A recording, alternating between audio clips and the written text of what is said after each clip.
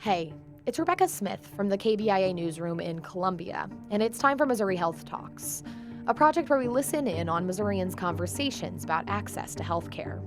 This week we hear from Derek Landis and Cale Mitchell with Spectrum Healthcare here in Columbia.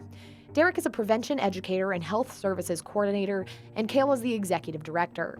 They spoke about the rise of STIs in Columbia and how people can work to reduce those numbers. Here's Derek.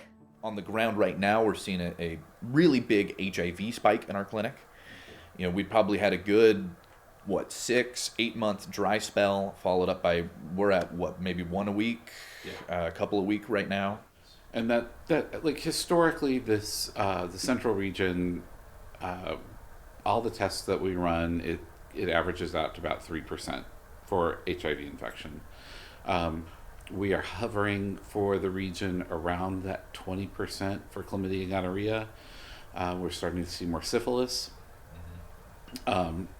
which is problematic because syphilis and HIV tend to have co-occurring trends. So you see one start to rise on the heels of that, the other one will go up as well.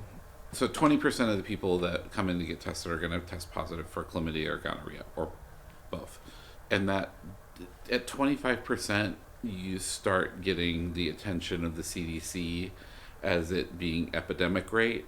And that's when you start losing control. That's when they step in. The reality is, if everybody got screened, once a year? Let's just start with that, right? If everybody got screened once a year, you'd put us out of work, right? I mean, we would be able to identify these things before they became an issue. We would be able to either treat or manage. Because the truth is, and this is why I try to veer away from a lot of fear tactic when I want to do education, because that's not where we're at. You know, everything on that list, when you go down the STI list, is either curable, manageable, or preventable. You know, we have the resources, we have the medications, we have the stuff, but it's finding it, and it's getting people treated, and it's getting people on the appropriate medications when they need to. We are at a stage where with our medications, we could eradicate chlamydia from we have the medication. We could just cure every case. We just can't find them. And we can't find them fast enough to get rid of them. But if we just, shove 4 pills down every person's throat, in the next 30 days, it'd be gone, right? We would have removed it. Even on the HIV side, getting people in, getting them tested, getting them on medication, and getting them to undetectable levels, because undetectable people don't transmit virus. Undetectable is untransmittable.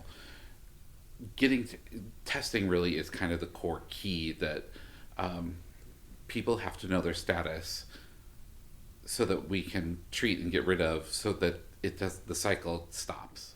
If everybody got tested once a year for each partner they average a year, right? If you've got one committed monogamous relationship, this should be a part of your yearly health, right? It's just like everything else.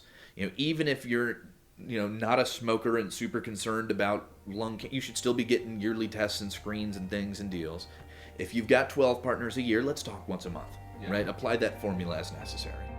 That was Derek Landis and Cale Mitchell with Spectrum Healthcare talking about how testing can lead to lower numbers of STIs. That's it for this week's Missouri Health Talks, which was reported and produced by Veronica Moheski. Tune in next week for more conversations from throughout the state about health and access. I'm Rebecca Smith. Thanks for listening.